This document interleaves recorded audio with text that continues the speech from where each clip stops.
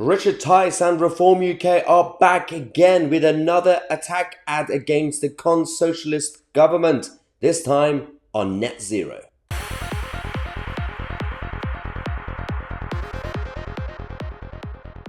Oh, this is going to be fun, ladies and gentlemen. This is another attack ad, which has been a regular theme for the past few weeks from Reform UK. They seem to be the only political party right now that are actually proactive, actually visible, actually coming up with some policy ideas and new, fresh ideas, and not just moaning and complaining, not just to be a protest vote party. This is the latest attack ad that they've created. Very slick, very professional.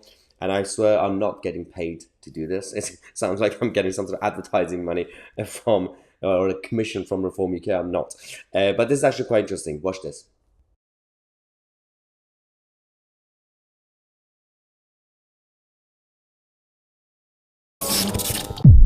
The UK will be introducing blackouts this winter. The UK, which was the first major economy in the world to legislate for net zero, will fulfill our ambitious commitment to reduce emissions by 2030. Separate report suggests energy bills will be more expensive than first thought. I know that for many, finances are tough right now.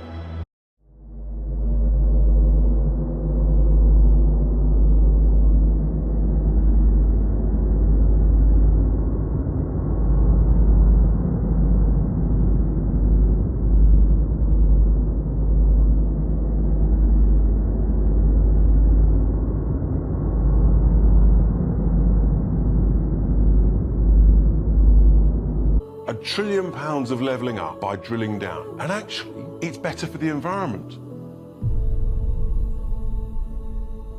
Very smart to, of course, attack the government because they are in charge of policy, but they also essentially went after the Labour Party because the Labour Party backed the same policies. They're both doing the exact same thing. And as Richard Tice would say, net stupid is going to result in net colder and net poorer.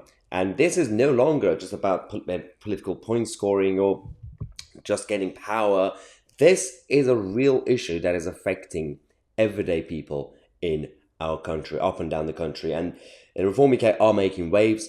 They're no longer just this little small party with no money just to be a protest vote. They are filling up candidates in every seat to actually, because I remember I did a video a couple of weeks ago and we gave a list of the target seats. I can't remember how many they had, like 10 target seats.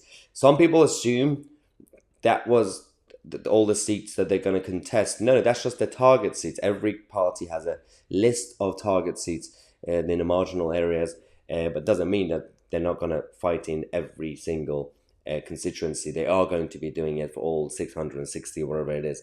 And they are making waves, and they continue to get defections from the independents, from the Conservatives, from various parties. They've just had and announced Councillor Richard Langridge from Witney. Richard used to be a political agent to David Cameron back in Witney. Back in the day when obviously people like Richard thought, well, the Conservatives, the Conservative Party, same Conservative. I think this is what conservatism is in Britain. But of course, he's completely disillusioned with the whole party, so he decided to leave it, and then he's decided to join Reform. We've also had the announcement of Councillor David White in Barnsley, who also used to be a Conservative and has realised that there's absolutely no point in remaining in the Con-Socialist Party.